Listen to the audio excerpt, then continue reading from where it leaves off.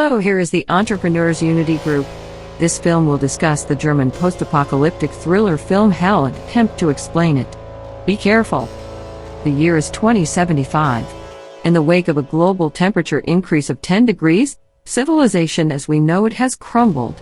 The heat of the sun makes it unsafe to venture outdoors throughout the day. The destruction and failure of the crops, the lack of water and food, and the breakdown of societal order. The few people who have been able to adapt to this horrific environment have no choice except to cover up as much of their flesh as possible with layers of clothes, gloves, smocks, and anything else they can find. The film opens with a young woman called Marie, her younger sister Leonie, and Philip, her lover, making their way through the parched wasteland. An ancient Volvo vehicle with metal mesh taped over the windows and newspapers stuffed in the seams is all that stands between them and the lethal rays of the sun. The motorist can see out of a little sliver. Although much of the earth has become uninhabitable, it is said that the mountains are still verdant and lush, providing sufficient food for everyone. 3 of them are going in this direction. They routinely rummage into abandoned vehicles and service stations for supplies including fuel, water, and food. They are so dehydrated that they are breaking into bathrooms to get water. All the way, they must be vigilant for hostile survivors, making even the slightest mistake might be fatal. The 3 friends are exploring a deserted petrol station when they find it, and decide to split off. Philip, as the group's leader and guardian, makes an attempt to steal gas from the station's abandoned cars and subterranean tanks, while the ladies search the buildings for supplies. After considerable investigation, the 2 sisters find a way to let some water out of the pipes in the bathroom. Unfortunately, as they're working, a mysterious figure in a hood takes food and drink from their car. As soon as Marie realizes this, she yells for Philip, who is still down in the tank attempting to get petrol. The 2 quickly leave the automobile to pursue the masked man, only to discover that they had run out of ammunition. At this, Philip explodes with rage, yelling that he's the one who constantly has to keep an eye on them. Shortly thereafter, Marie discovers Leonie's absence while searching for the man. She panics and yells for her sister, but gets no answer. She then braves the station's interior in search of Leonie. She turns around and sees that her sister has been taken prisoner by the masked man. Finally, he breaks silence to identify himself as Tom. He then orders Marie to calm down and put down her weapon. The latter complies, but then Philip unexpectedly shows up and attacks him. They fight for a time, throwing some serious blows at one another. Philip eventually wins over his adversary, and the 2 strike a deal to cease their fight. Tom admits in the following scene that he is a local mechanic and carries a respectable amount of gas. He also cautions Philip against trying to drive a long distance in the Volvo because the car's engine is not designed to withstand high temperatures. But he has an idea to make it last longer. All he asks for in return is a few canned goods and some water. After some consideration, Philip decides to go along with it. However, just as they are ready to depart, Tom brings up the engine again, expressing concern that it may fail at any time. Philip, unwilling to take any chances, therefore, agrees to take the foreigner with them. Philip convinces the women that 2 guys are better than 1 when they initially reject his proposal. The gang waits a bit, then sets out on their adventure. They continue driving along the empty roads, slowly making their way into the mountains. In the middle of their journey, though, they encounter a massive metal construction that completely blocks their path. The guys attempt to move it by hand but are unsuccessful. They are able to safely move the building away from the road by using their automobile as a steering mechanism. As a result, everyone in the room has a brief moment of joy and breaks out into applause. As they look down the slope, they see a smashed automobile a few meters away. They figure it simply crashed, so they go down there to look for supplies. They do some investigating and find out that the automobile belonged to a French couple. They also come upon some supplies, such as food, water, and fuel. Philip tells Marie to bring down several bottles and canisters via his walkie-talkie. But she demands he come by himself to get his stuff. There's no getting around the fact that Marie doesn't like being left alone with her sister. Overhearing their chat, Leonie gets the impression that she is a burden to them. So she locks herself in the car and urges Marie to carry on without her. Marie remains doubtful, but when Philip fails to stop calling, she finally leaves.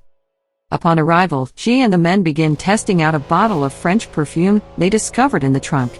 The gang immediately realizes the blocked road was a trap after hearing Leonie's screams. Marie loses her footing and passes out as they rapidly ascend the slope.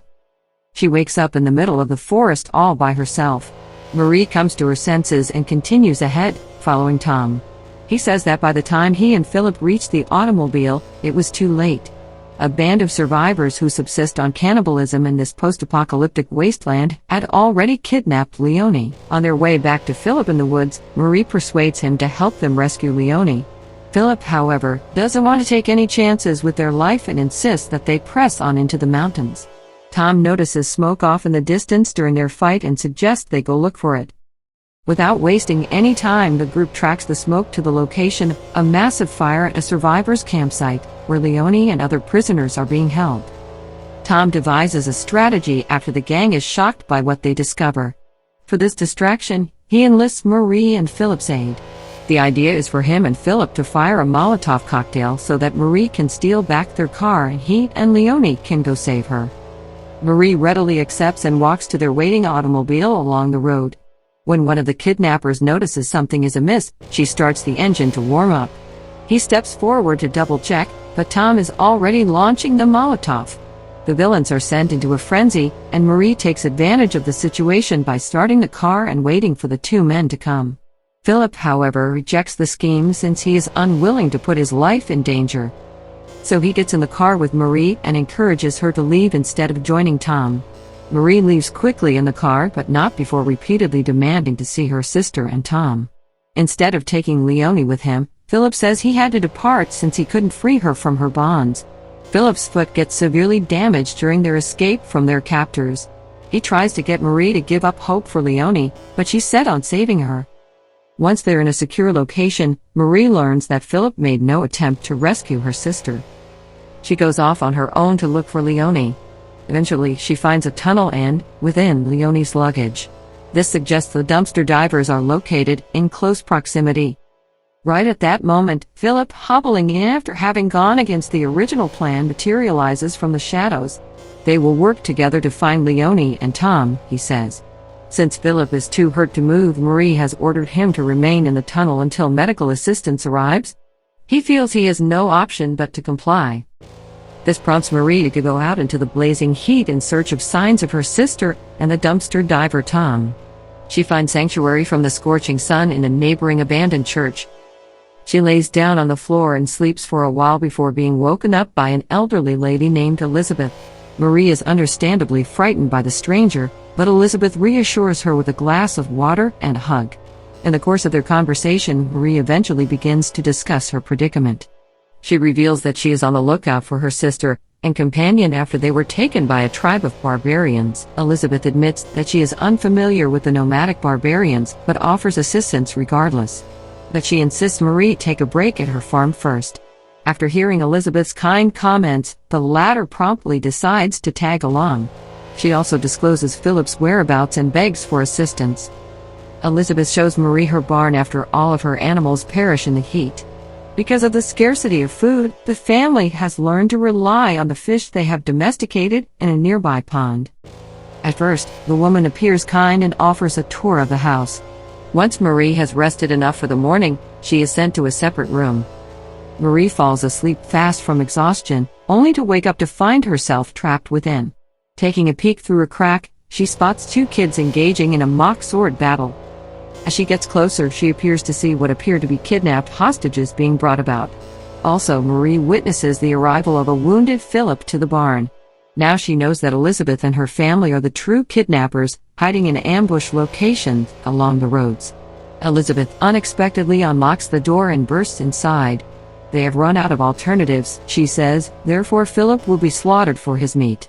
Marie and her sister Leonie are too young and pretty to be killed, but they'll have no choice but to wed Elizabeth's sons. Marie, unable to stop what is happening, attempts to fight back but can't. After dinner, Elizabeth asks her to wear the blue dress she left on the table. Before closing the door, she warns anybody who might be listening that they will be executed immediately and fed to her family if they are discovered trying to escape. Marie then begins to look for an exit after she leaves. A little later, the door opens again and Leonie is there. Once again united, the sisters throw their arms around one another in a warm embrace. Marie assures you she will dry her eyes by saying, "I will." After deciding to escape through a window, the two sisters start stringing together their clothing to create a makeshift rope. When the doorbell rings again, Marie hastily tells her sister to act like she's sleeping. Mia, Elizabeth's son, answers the door and says he has come to help with Leonie's wounds. But as he approaches the window through which the sisters want to escape, Marie unexpectedly leans in and gives him a passionate kiss. She waits for him to become preoccupied, and then hits him over the head with a plank of wood. Mia, hurt and furious, tries to choke her. Just in time, though, Leonie drops something heavy on his head, knocking him out. The two sisters then hastily get themselves ready to jump out the window. Leonie is urged by Marie to escape to the woods first. After the younger sister leaves, Marie hears a knock at the door. She opts to remain in the background and maintain a cool demeanor. Next, she dons the blue outfit that Elizabeth had left for her. Soon later, Marie makes her way downstairs, where she unexpectedly runs across Elizabeth in the midst of dinner preparations. Marie seemed to be settling in and making the woman happy. Mia, she says Elizabeth, is continuing tending to Leonie's wounds. The rest of Elizabeth's cannibal family welcomes her into the kitchen for dinner. Some frightening chants are chanted as they prepare to feast on human flesh. Everyone waits for Marie to start eating as she has also brought a dish. She tries to flee the family out of fear, but Mia, who has just come to, stops her at the door. Afterwards, Marie is shackled and sent to the abattoir. She looks across the room and sees Philip, who is also bound. Soon later, Mia shows up, kills Philip, and then prepares his body for consumption. Marie manages to free herself with a dagger she took from Philip's garments as the bloodthirsty Mia departs the butcher. She breaks free and enters the barn, where she discovers a group of hostages, including Tom, behind a barred door. They don't waste any time running, with the cannibal family hot on their heels. Tom engages the kidnappers in combat, killing many of them. Tom intervenes as one of the kidnappers is about to strike Marie by striking him from behind. Marie manages to get away as the guys are fighting for their life, and she runs into the woods in pursuit of her sister. She eventually tracks down Leonie, only to discover that Elizabeth and one of her sons have chained her. Next, the elderly lady approaches Marie, claiming she saw a difference between Marie and the other people. In order to have a family with one of Elizabeth's sons, they want to take Leonie with them. Marie maintains her composure and waits for an opportunity. Then, when the woman approaches, she seizes her opportunity to stab her with the blade she had been using. Marie lets Leonie go while the boy is mourning Elizabeth, and she runs away. After that, the two sisters follow Tom into the mountains, where they can find puddles of water and some relief from the heat. They also see birds flying overhead. The three of them then scan the landscape beyond the crest, where they see rolling hills and hold out hope for brighter times. Down in the valley, though, they can see nothing but more desolate, arid wastelands.